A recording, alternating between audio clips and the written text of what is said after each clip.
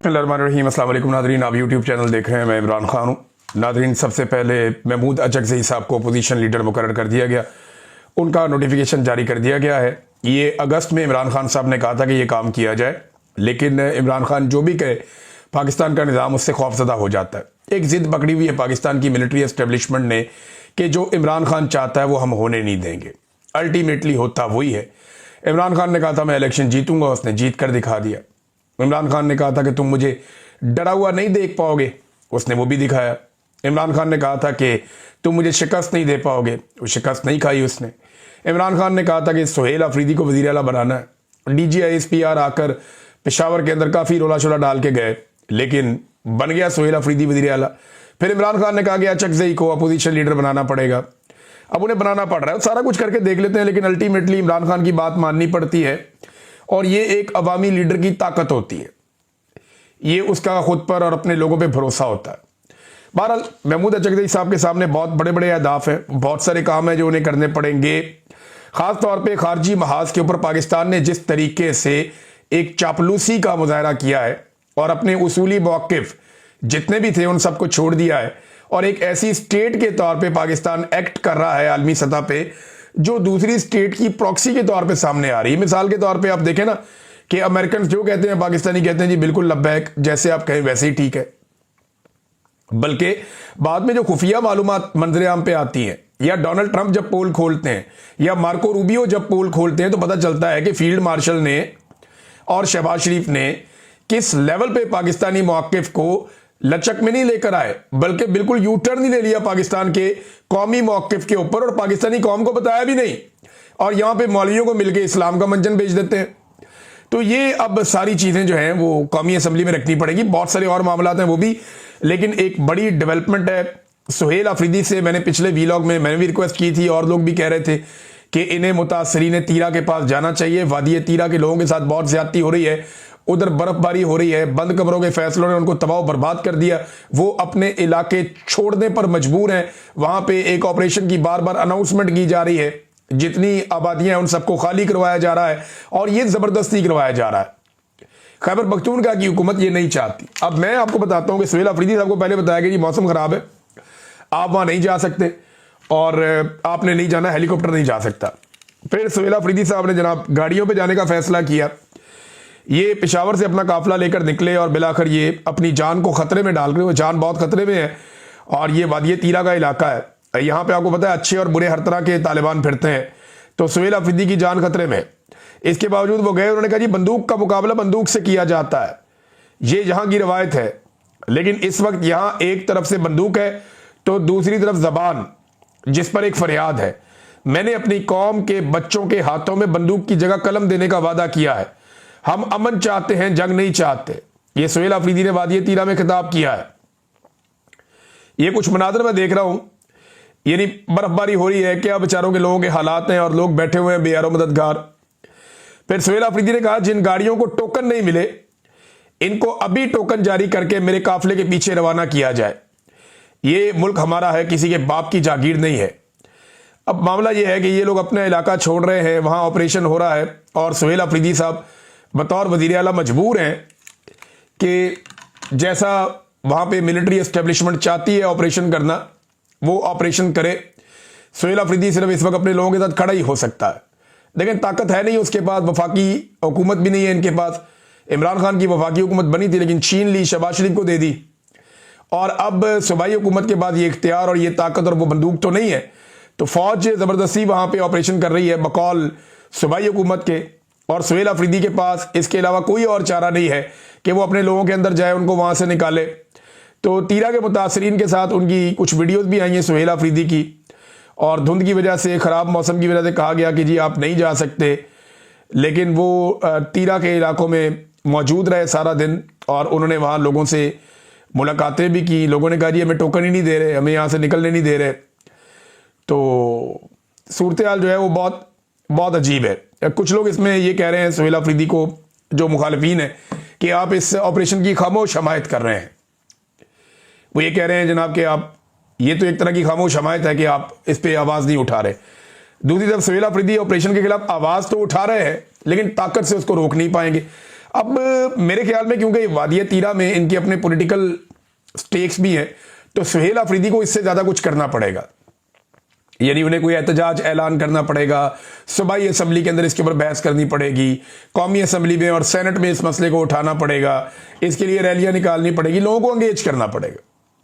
ये कुछ ना कुछ जो है वो सुहेल अफरीदी साहब को अब करना पड़ेगा। और क्योंकि देखें इन्होंने बड़ा सख्त एक मौक़िफ़ लिया था इमरान खान साहब ने और सुहेल अफरीदी साहब ने। नाज़रीन, शाह महमूद कुरैशी साहब का एक स्टेटमेंट आया, यह मैं आपके सामने रख देता हूं, वो ज़रूरी है और इंपॉर्टेंट है। शाह महमूद कुरैशी साहब ने यह कहा कि मुज़ाहमत के बाद मफामत ही होती है, लेकिन मुज़ाहमत तो देखें अभी इस वक्त इमरान खान साहब की पॉलिसी है। उन्होंने कहा कि मुज़ाहमत के बाद मफामत ही होती है, गुफ्तगू से ही मुल्क आगे बढ़ सकता है। अदालत में पेशी के मौके पर वो मीडिया से बात कर रहे थे, उन्होंने कहा कि इमरान खान साहब ने मुज़ाकरात का इख्तियार महमूद खान अचकज़ई साहब को दिया है, वो बेहतर फैसला कर सकते हैं कि क्या करना है। हम लोग तो जेल में हैं, यहाँ पे अंदर बंद बैठे हैं, यहाँ पे मालूमात भी पूरी नहीं मिलती। फिर उन्होंने कहा कि फवाद चौधरी हमारे साथ एक पार्टी में रहे हैं, मैं अस्पताल में था तो वो अयादत के लिए आ गए, अब घर आए मेहमान को मैं ये तो नहीं कह सकता कि क्यों मिलने आए हो। बस इतना ही है, शाह महमूद कुरैशी साहब ने कहा, और यही बात पहले इससे हुई भी थी। और साथ ही उन्होंने कहा कि पाकिस्तान ने अफगानिस्तान की बहुत मदद की है, हमारा अफगानिस्तान से जायज़ मुतालबा है कि इनकी सरजमीन हमारे खिलाफ इस्तेमाल ना हो, अमन चाहते हैं और अफगानिस्तान को हमारा साथ देना चाहिए। अब नाज़रीन, ये शाह महमूद कुरैशी साहब की बातचीत है, लेकिन मुज़ाकरात के हवाले से देखें, फवाद चौधरी बार बार कहते हैं कि अडियाला जेल के मकीन से अगर आपकी बातचीत नहीं हो रही तो आप चले जाएं कोट लखपत जेल में। अब कोट लखपत जेल का जो सबसे बड़ा ओहदेदार है वाइस चेयरमैन पार्टी का शाह महमूद कुरैशी, वो ये कहते हैं कि नहीं, ये इमरान खान साहब ने इख्तियार दिया और मैं इमरान खान साहब के साथ खड़ा हूं, ये भी उन्होंने कहा और बार बार कहा। तो महमूद खान अचकज़ई साहब के कोर्ट में बॉल है कि वो अब इस मामले को किस तरफ लेकर जाते हैं। नाज़रीन, इमरान खान साहब को कैद तन्हाई में रखा हुआ है, उनसे तो आपको पता है कि मुलाकातें हो नहीं रही, तो कोई वहां से तो इंफॉर्मेशन आ नहीं रही।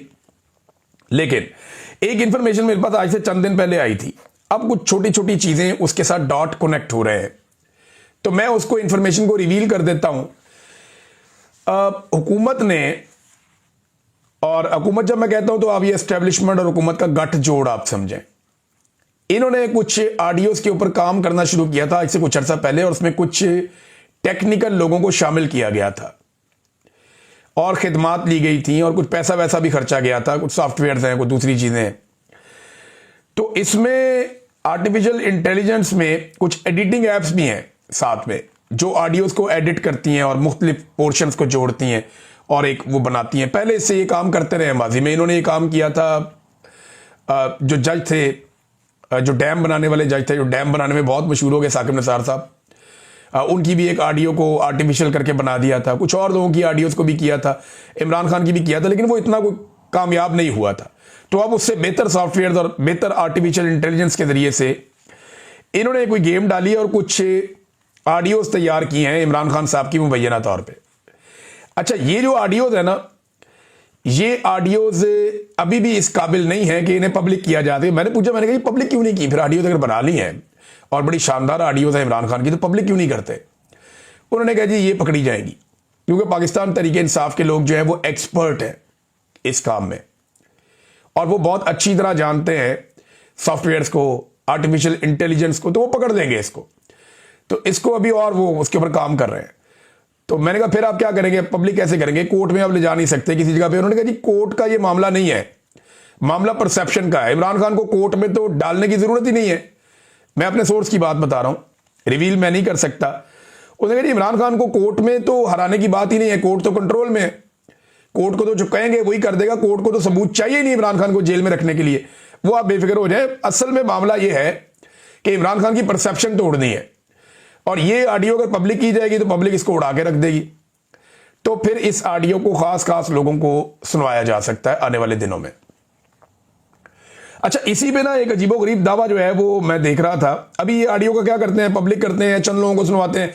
मुझे I don't have an idea, लेकिन मुझे ये पता चल गया था आज से कुछ दिन पहले कि इमरान खान साहब की ऑडियो के ऊपर कुछ लोग काम कर रहे हैं इस्लामाबाद में, और ये कार इस्लामाबाद में रहे, रावलपिंडी में नहीं, रावलपिंडी वाले शामिल हैं लेकिन इस्लामाबाद में कर रहे हैं। अब आ जाए जनाब के इंजीनियर साहब बात नहीं आ रहे। मैं हैरान हो जाता हूं, एक आदमी इतना ढीठ कैसे हो सकता है, हद से ज्यादा। इंजीनियर साहब को अल्लाह ताला ने इज्जत दी थी, अल्लाह ताला ने उन्हें एक लोगों में एक पहचान दे दी और एक खास हवाले से दे दी। लेकिन इंजीनियर साहब दिन रात कोशिश कर रहे हैं कि जिस शाख पे वो बैठे उसको, मैंने पैगाम भी भेजा, कुछ और दोस्तों ने भी इंजीनियर साहब को कहा कि ये ना करें आप, इंजीनियर साहब अब फंस जाएंगे। अगर आपको इतना ही जोम है अपनी सियासत पे तो फिर आप एक काम करें, आप एक नया चैनल बनाएं सियासी, उस पर आप वीलॉग किया करें कि ये मेरा सियासी वीलॉग है। पता चल जाएगा आपको कितने लोग सुनते हैं। लोग आपको सिर्फ कंट्रोवर्सी के लिए सुनते हैं, लोग आपको सिर्फ चस्का लेने के लिए सुनते हैं और आपके अंदर आपके पल्ले कुछ बचा नहीं है। अपनी वीडियोस की पुरानी के थंबनेल्स उठाकर देख लिया, आपको पता चल जाएगा। अब नाज़रीन ने एक नया इंटरव्यू दे दिया इन्होंने। राणा सनाउल्लाह साहब जनाब लोहे का आदमी है, बहुत मजबूत आदमी है, कमाल आदमी है, जेल में बंद था, जमीन पे सोता था, पसीने आते थे, पसीने बह के चक्कियों से बाहर बह जाते थे, जेलों में ये हो जाता था। लोग गवाहियां देते हैं, पीटीआई के लोग जनाब ये कह रहे हैं वो कह रहे हैं, एक देवता है राणा सनाउल्लाह। चुक दी गेम जनाब इंजीनियर मिर्जा साहब ने। पता नहीं राणा साहब से उन्हें क्या काम पड़ गया। अब राणा साहब ख्याल कीजिएगा, इंजीनियर साहब आपको कोई ना कोई आपको डस्ट डाल देनी है इन्होंने, मुझे तो ऐसे लगता है। बड़ी गेम उठाई है इंजीनियर साहब ने राणा साहब की, आउट ऑफ द वे जाके गेम उठाई है। ये कल को मरियम नवाज की भी गेम उठा देंगे, नवाज शरीफ भी उठा देंगे। मैं पहले दिन से जानता हूं कि ये नून लीग के कारकुन है और ये करते क्या तरीका वारदात। ये थोड़ी सी तारीफ इमरान खान की थोड़ा सा एस्टेब्लिशमेंट के खिलाफ बोले, जैसे ही माहौल बना वैसे ही कोई ना कोई खच मार दी, और ये हमेशा करते हैं। अब नाज़रीन ये देखें, इंजीनियर कहता है कि राणा बड़ा दलेर है, राणा खुद कहता है अपने मुंह से कि नहीं खान बड़ा दलेर है, और खान ये कहता है ये इंजीनियर है कौन, वो तो जानते ही नहीं इसको। सादी कहानी ये है, इंजीनियर जिसको दलेर साबित कर रहा है वो अपने मुंह से तस्लीम कर रहा है कि नहीं दलेर इमरान खान है। हम सोच भी नहीं सकते थे जैसी जेल उसने काटी है। लेकिन इंजीनियर भी किसी ऑडियो शाडियो की किस्से सुना रहे कि जनाब दुआ करें वो बाहर ना आ जाएं। पहले जनाब अली कहता था कि मैं बात ही नहीं करना चाहता, वो सिर्फ क्रिकेट पे बात करता था। फिर एक दिन इसको खुशबू आ गई, इसने कहा खुशबू आती थी। जरा चेक करें जाके अकेडमी में कैमरे किसके लगे हुए हैं और उनकी एक्सेस कहां पे है। मैं लंबी बात नहीं करूंगा, लेकिन इतना जरूर बताऊंगा कि अकेडमी में कैमरे लगे हुए हैं और सिर्फ ये चेक करवा लें कि उन कैमरों की एक्सेस कहां कहां पर है। इंजीनियर साहब हंसी भी पड़े गए हैं यार, की हो गया, हम भी गिरफ्तार हुए हैं, मैं 10 दफा गिरफ्तार हुआ हूं। मैं 50 के करीब मुकदमात का सामना किया और जिन मुकदमात का मैंने सामना किया है वो मुकदमात की सजा जो है वो सजाए मौत और उम्र कैद है। आप एक ही मुकदमे में यार ढेर हो गए, हौसला करना थी, की हो गया यार। इंजीनियर साहब दिल गुर्दा रखें, क्या हो गया। एक मुकदमे में आप ढेर हो गए, एक मुकदमे में ही आपकी सारी हवा निकल गई। जिस एस्टेब्लिशमेंट को आप बुरा भला कहते थे आप दिन रात आप उनकी तारीफें करते हैं। यानी मैं हैरान हो गया यार, मैं तो अगवा भी हुआ, जबरी तौर पे लापता हुआ। मेरे पास भी ऑप्शन था चुप कर जाता या मैं दूसरा मौकिफ ले लेता, लेकिन मैंने कहा नहीं, इंजीनियर साहब को अपने पैरों पे खड़े होना चाहिए था। मैं देखिए मुझे बहुत लोग कहते थे कि ये आदमी जो जेलम की एकेडमी से बाहर नहीं आता ये कितना बुज़दिल है, ये किसी का सामना नहीं कर सकता। इमरान साहब इसने आपसे 3 दफा वादा किया कि ये मिलने आएगा, ये आपके घर तक मिलने नहीं आ सका, ये कितना बुज़दिल आदमी है, आपको नहीं समझ आ रही। मैंने कहा नहीं यार वो मजबूरी हो सकती है। नहीं, आपकी भी तो मजबूरी है, आपका सिक्योरिटी इशू है, आपको तालिबान से भी खतरा था, आपको जो है वो अभी मिलिट्री एस्टेब्लिशमेंट से भी आपको खतरा है। अरशद शरीफ को शहीद कर दिया, इसके बावजूद आप पूरा पाकिस्तान घूमते हैं, आते हैं जाते हैं, सब करते हैं। पाकिस्तान से बाहर मैं जहां मौजूद हूं ताकि मेरी आवाज चलती रहे, तो यहां पर भी मैं हर तरफ जाता हूं, खतरा मौजूद है, इसके बावजूद घर से बाहर भी निकलता हूं। लेकिन जो आदमी अपने आप को एक साबिर शाकिर साहब पूरी दुनिया में बाहर घूमते हैं, बहुत सारे लोग पाकिस्तान में इनकी जानों को खतरा है लेकिन वो अपना काम करते हैं। लेकिन इंजीनियर साहब जो है वो एकेडमी से बाहर कदम नहीं रखते। जब बात करो जी मेरी सिक्योरिटी, तो लोग कहते थे कि ये बुज़दिल है, मैं मानता नहीं था। लेकिन ये जो अभी इन्होंने काम किया ना, सिर्फ 3 महीने की गिरफ्तारी के बाद ऐसी इंजीनियर साहब ने टेरी टा दी, पकड़ के खड़े ही नहीं हुए 2 मिनट के लिए भी। चलो कोई नहीं। अब नाज़रीन एक और खबर है, और ये खबर पाकिस्तान की मईशत के हवाले से, और ये आसिम मुनीर साहब के करीबी ताल्लुक वाले लोग हैं। देखिए जिनको आसिम मुनीर साहब ने रखा था सबको निगरान हुकूमतों में, वो आसिम मुनीर साहब के अपने लोग थे। चाहे वो मोहसिन नकवी है, अनवारुल हक काकड़ है, चाहे वो निगरान काबीना है, चाहे वो निगरान वुज़रा है वफाकी या सूबाई, ये सारे उनके अपने लोग थे। अब ये एसएम तनवीर साहब जो है ये ताजर रहनुमा है, साबिक निगरान वजीर है। अब ये भी आसिम मुनीर साहब के, क्योंकि देखें ना मोहसिन नकवी की काबीना में कोई आसिम मुनीर साहब का दुश्मन तो रह नहीं सकता, तो ये भी उनके करीबी लोगों में से है या उनके ताल्लुकदारों में से है। अब ये उनका अपना बंदा क्या कह रहा है कि छोटी सनतें कबाड़ बन गई हैं पाकिस्तान में, छोटी सनतें पाकिस्तान में कबाड़ बन गई हैं, रियल स्टेट सेक्टर मुकम्मल ढेर हो चुका है। Cement, steel, glass, aluminium, cable, paint, tiles, pipe, furniture की सनतें तबाह हो चुकी हैं। ये उन्होंने कहा। उन्होंने मजीद कहा कि माशी इस्तेहकाम करते करते मईशत खत्म कर दी गई है। टेक्सटाइल के 145 यूनिट्स बंद हो गए हैं। रियल एस्टेट का बिजनेस खत्म होने से 40 से ज्यादा सनतें खत्म हो रही हैं। फिर उन्होंने एक और बात कही। उन्होंने कहा जी 3-3 नस्लें लग जाती है इंडस्ट्री खड़ी करने में। वो इंडस्ट्री जो हमने बड़ी मुश्किलों से खड़ी की थी वो दिनों के अंदर कब्रिस्तान बन गई। टेक्सटाइल इंडस्ट्री बर्बाद हो गई है। रियल एस्टेट इंडस्ट्री इस वक्त वेंटिलेटर पे है। सीमेंट बनाने वाले, टाइल बनाने वाले, स्टील, पेंट, फर्नीचर इंडस्ट्री तमाम बंद हो रही है। खुदारा कुछ रहम करें। और यह पाकिस्तान के साथ हुआ रजीम चेंज ऑपरेशन के बाद। अच्छा, वो शहबाज शरीफ जो हमेशा एक बात कहता था कि पेट्रोल 70 रुपए लीटर का बेचूंगा। शहबाज शरीफ ये कहता था कि इमरान खान की हुकूमत गिरा दें, मैं आकर पेट्रोल 70 रुपए लीटर बेचूंगा। यह शहबाज शरीफ का दावा था कि इमरान खान 70 रुपए लीटर का पेट्रोल क्यों नहीं बेचता, उसे बेचना चाहिए 70 रुपए लीटर का पेट्रोल। यह शहबाज शरीफ दावा करता था, बार बार कहता था। फिर इन्होंने बड़े एहतजाज किए, फिर रजीम चेंज ऑपरेशन मुकम्मल किया। इमरान खान ने बार बार मना किया उस वक्त बाजुआ को कि यह ना करो, मईशत बड़ी मुश्किल से खड़ी हुई है, बर्बाद हो जाएगी। हम ग्रोथ कर रहे हैं 6% से, 6% से, और हम आगे बढ़ रहे हैं, हमें पीछे मत धकेलो, ये मत करना तजुर्बा। उन्होंने कर दिया।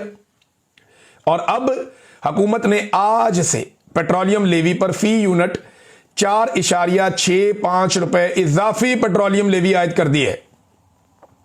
यानी अब जो भी मोटरसाइकिल वाला या कार वाला या कोई भी गरीब आदमी जो पेट्रोल लेगा वो 1 लीटर पेट्रोल के ऊपर 84.27 रुपए पेट्रोलियम लेवी देगा। 1 लीटर पेट्रोल पे 84.5 रुपए सिर्फ आपका पेट्रोलियम लेवी है। ये एक किस्म का टैक्स है। आप पेट्रोल के 1 लीटर पे 100 रुपया टैक्स दे रहे हैं। उस वजीर आजम के दौर में जो कहता था कि मैं आगे 70 रुपए लीटर का पेट्रोल कर दूंगा, जिसने पेट्रोल 70 रुपए लीटर देना था वो पेट्रोल पे सिर्फ टैक्स ही 100 रुपए के करीब ले रहा है। अंदाजा करें आप। और एक और चीज आपको बताता हूं मैं कि उस वक्त जब इमरान खान साहब पेट्रोल सस्ता बेच रहे थे तो आलमी मंडी में बहुत महंगा था, और आज आलमी मंडी में बहुत सस्ता है। आधी कीमत पे पेट्रोल मिल रहा है। इमरान खान दुगनी कीमत पे खरीद के आज से कम पैसों में दे रहा था, आधे पैसों में।